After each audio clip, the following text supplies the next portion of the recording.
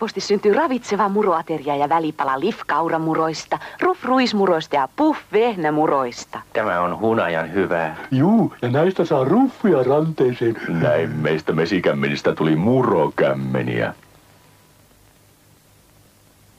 Serlafantti imee nopeasti paljon.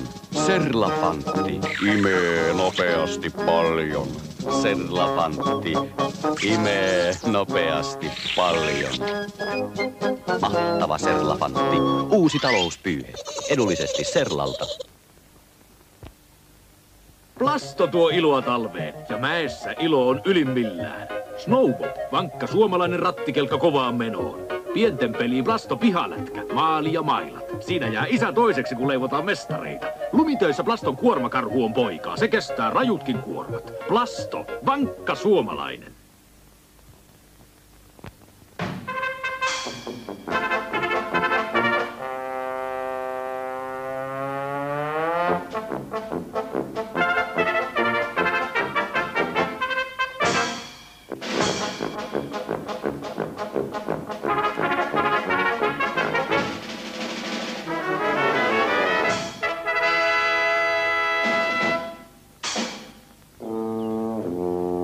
Saako olla sisua?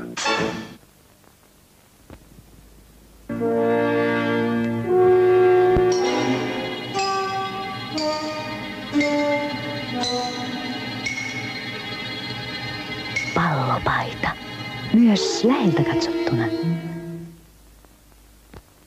Orava, mukava metsän eläin, joka varastoi pähkinöitä. Hei, noi ei oo pähkinöitä. Takuulla on. Näyttää muroilta.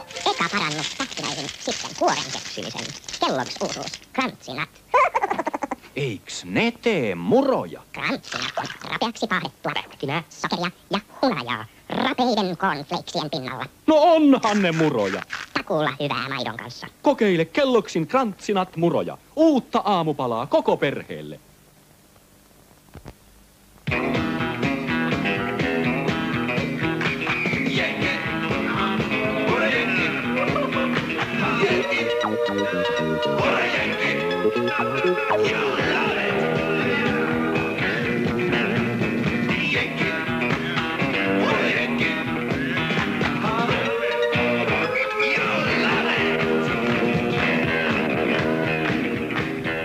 Hurry, Yankee.